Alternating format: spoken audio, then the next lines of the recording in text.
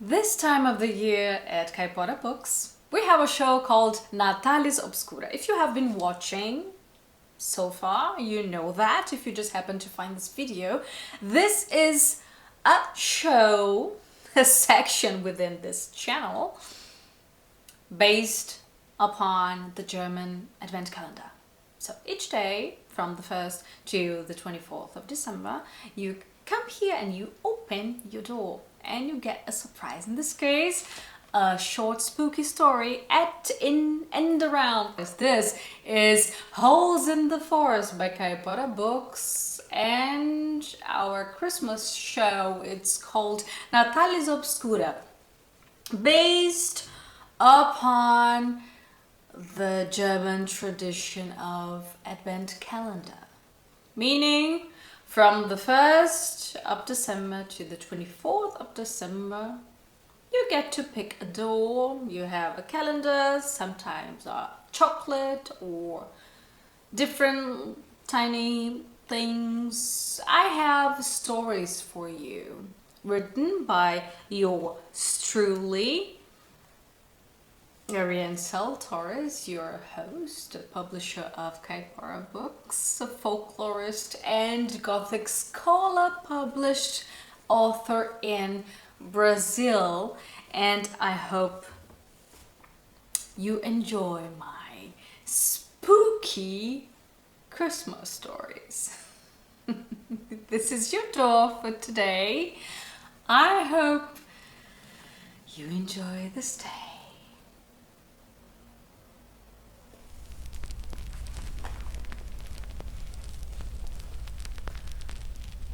Elias regretted coming here alone, regretted coming at all.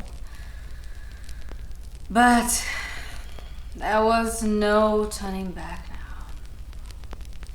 He stared at the blinking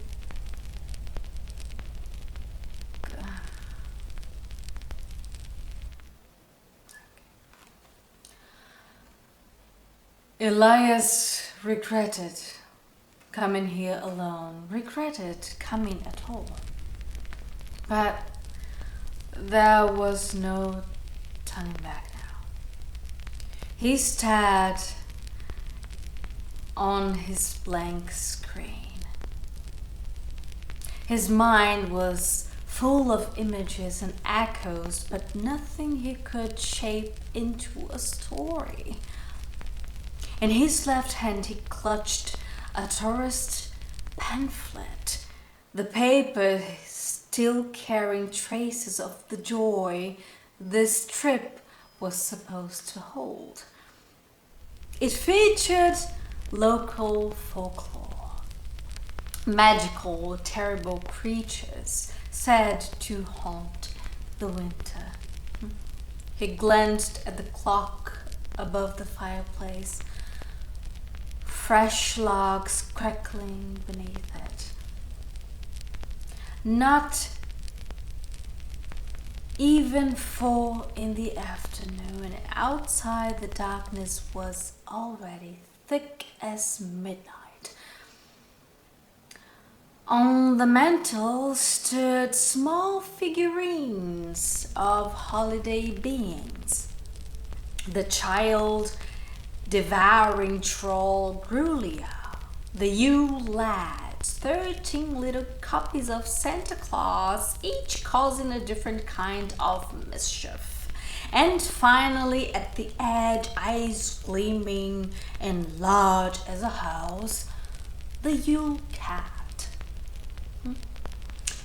The decorated Christmas tree cast a warm yellow glow across the small cabin, deepening the browns of the wood and the hollow left by Lydia's absence. She had chosen everything: the cabin, the location, the escape. Let's take the holidays off and do nothing, she said. A little house somewhere in Iceland, far from the world, just the two of us. so Elias could finish his book and they could try to rewrite their story. Then came the accident. Lydia had adored folklore, ghostly winter tales, and now Elias stood abruptly, trying to shake this thought off. He moved to the little bar in the corner and poured himself another glass of wine. His hand drifted to the local newspaper, thrown across the table. Recent issue. His poor Icelandic would decipher little, but distraction was welcome. Disappearances. 4. All found frozen. Deep marks across their bodies. Intrigued, he poured too fast and spilled wine across the counter. The sound scattered through the cabin, long and echoing, like a train breaking in the distance. It jolted him back into the present. Damn it!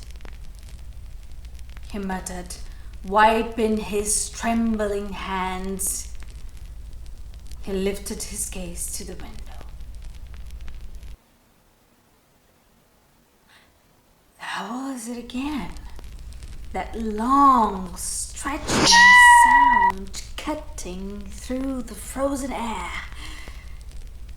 Then a heavy thud in the snow outside. Silence. You've had too much to drink. Relax. Steeling himself, he stepped toward the window. The lights from the only other tourist house for miles were off. Just him, an open field, and deep snow. He stepped outside. The cold, sharp air would bring him back to reality, even if reality, as painful as it was better than an hallucinating one. When he moved back toward the cabin, the thud came again, closer this time. His hand twisted the doorknob. It wouldn't budge. From above the cabin, the train sound roared across the fields. He looked up. 2 enormous gleaming eyes stared down at him. The eyes of a cat. The next morning, a tourist was found near a holiday cabin, frozen solid, clothes shattered, deep claw marks carved across his body.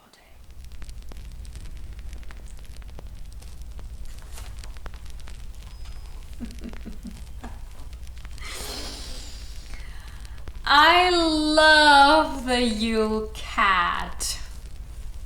If you don't know the Yule Cat, it's an Icelandic Christmas monster who eats people if they're not wearing new clothes for Christmas. So he is the oldest officer of the fashion police. Not true, not true. Not true. That's not what it's meant. What it's meant is that people had to work hard before the winter came.